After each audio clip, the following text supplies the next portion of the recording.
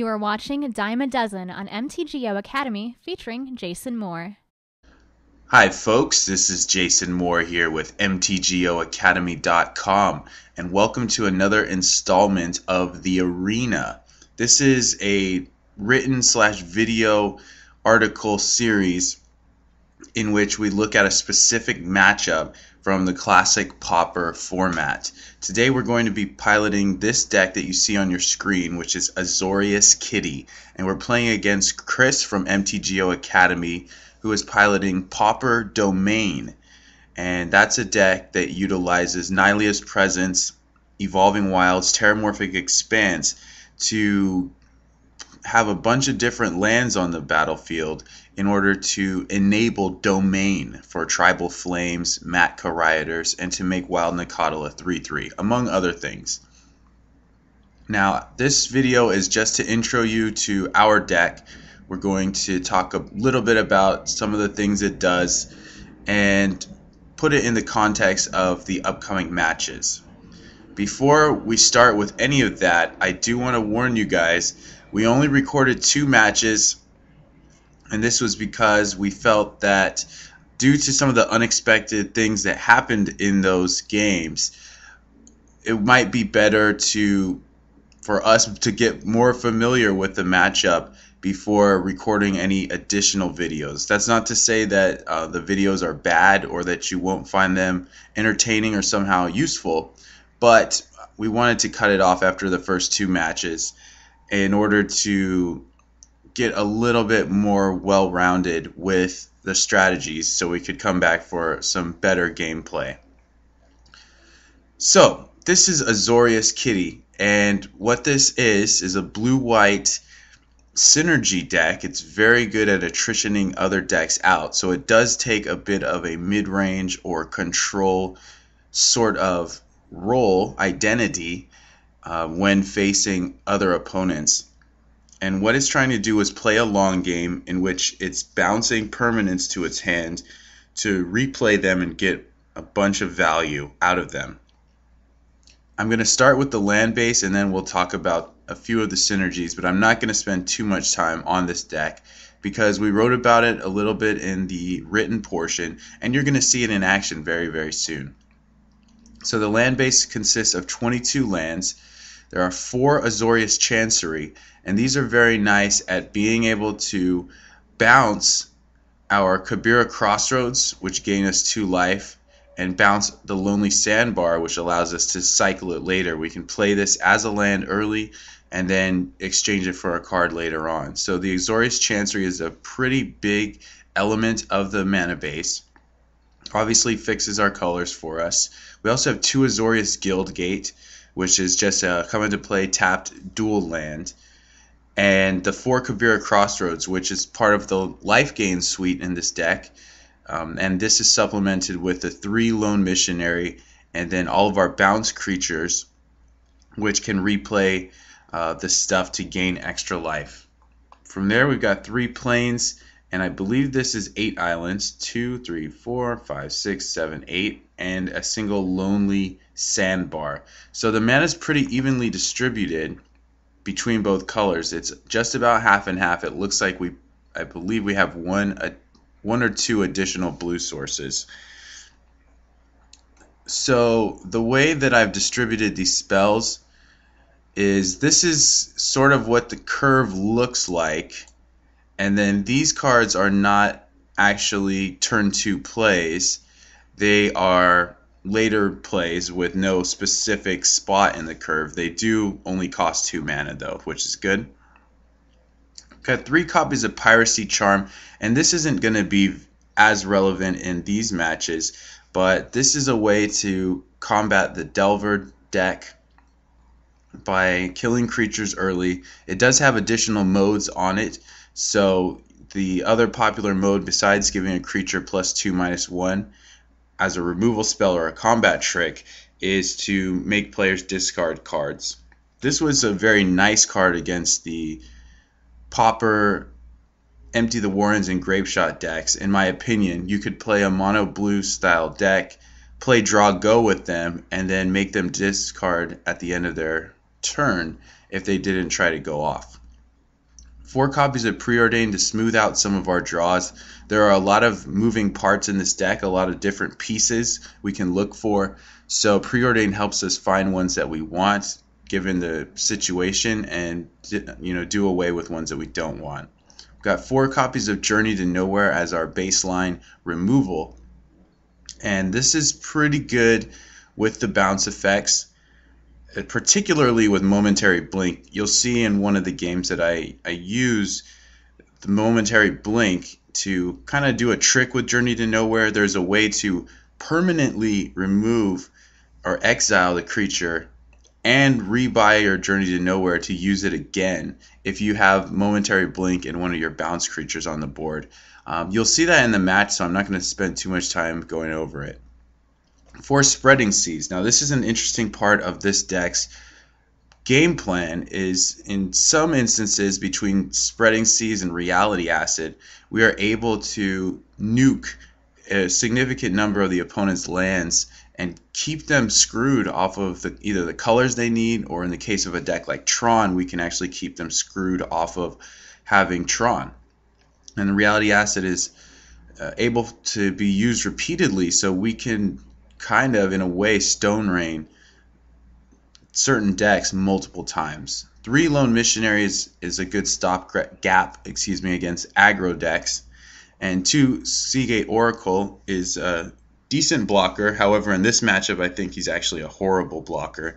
He doesn't really block anything on the ground. Wild Nikadal, Kasali Pride Mage, Matka Rioters, or Narlid all get past this guy. He can block Pit Keeper, but everything else, I mean, Core Skyfisher flies over him. It's not really doing anything in terms of as a combatant. But in a lot of matchups, he's pretty good, and he also helps smooth out the draws and is a good bounce target. Reality Acid is a catch-all vindication spell, or vindicate, I guess I should say. And the way this works is that you enchant a permanent, an opponent's permanent, and when you bounce this back to your hand, that permanent is going to get sacrificed. So we can put this on lands, artifacts, enchantments, creatures, anything we want. If there were planeswalkers in the format, we could do that too. And this is actually a pretty important card, and I think it's going to be relevant in these matches. 2 copies of Serrated Arrows is another great bounce target. This just adds value by taking out multiple creatures. Again, in this matchup, it's not going to be as much the case because Domain Zoo, one of their big strengths is that they have large creatures. The creatures have large bodies and deal a lot of damage and are difficult to block for that reason. So Serrated Arrows does shrink them down to a manageable size. But in other matchups, this will get us 2 or 3 creatures, and then we bounce it again and replay it. Sometimes that's very backbreaking and unable for the opponent to beat. And 4 copies of Muldrifter. Pretty obvious that we'd be playing this, especially with cards like Momentary Blink, Core Skyfisher, and Dreamstalker in the deck. This is a great source of card advantage, and actually one of our ways to win. The deck essentially wins the same way a control deck would, by amassing amassing a superior number of resources, and then just winning with whatever we've got on the board. We'll have a superior board position, hopefully. So our bounce suite includes Dreamstalker, which is a 1/5 with the same enters the battlefield effect that Core Skyfisher has, and these really make the deck tick by replaying all of these value permanents. And they can also be used when you miss land drops. You can replay one of your lands on the battlefield and then play that land. So sometimes they can generate mana for you, which is really good. And then if you look at their stats, a 1/5 for 2 and a 2/3 flyer for 2, it's actually pretty good stats for that mana cost. So these guys end up being fairly nice in combat, and I think they will be some of our best fighters or best blockers, I suppose. 2 copies of Momentary Blink, and this is just going to blink all the stuff that we would normally bounce, or just blink a bouncer to do some other tricks. And this is a really cool card. A lot of people like to build around it in Pauper, and this deck uses it to great effect. So we're going to look at our sideboard here. A lot of these cards are not relevant in today's matchup, but that's alright. We've got Circle of Protection Black, which is one way to keep mono black control from viably beating us. This essentially narrows down their options of winning to Grey Merchant of Asphodel and just chaining those Devotion enters the battlefield triggers, because we're going to be able to keep their creatures at bay, and then Circle of Protection Black makes all of their combat irrelevant, and it makes their corrupts to the face irrelevant. 2 Circle of Protection Red, I think this is primarily for burn, as you would probably imagine. It's going to, with each mana, nullify the damage dealt by their burn spells. 2 copies of Holy Light, this is a sweeper that can be used against non-white creatures, so against goblins would be very nice. 2 copies of Hydroblast, which is great against pretty much any red deck, and also has uses against Affinity and against Rolling Thunder in the Tron deck. 3 Core Sanctifiers to hit additional permanents, artifacts, and enchantments, and really great because we can bounce it with Dreamstalker and Core Skyfisher. We've got a 4th Piracy Charm if we want to wipe out small creatures, or if for some reason we want to make the opponent discard more of their cards. A 3rd Reality Acid in case we want a little bit more permanent removal, or a little bit more removal of permanents. And 2 Train of Thought, which is a way to draw a bunch of cards and refill in the later stages of the game. So this is the Azorius Kitty deck.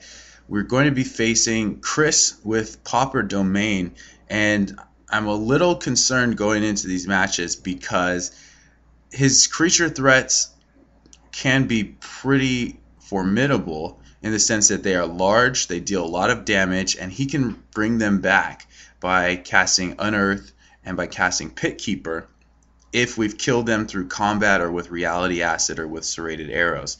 He also has a lot of card draw, just like we do.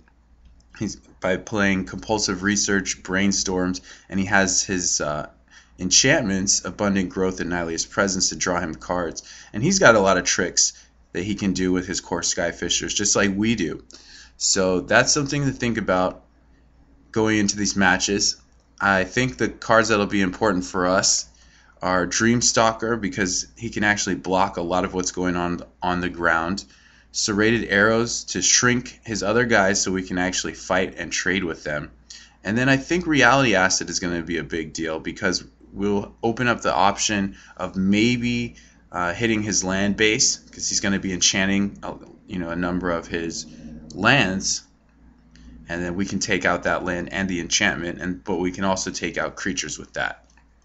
Out of the board, my plan is to cut Piracy Charms because I don't think they're feasible enough at removing creatures.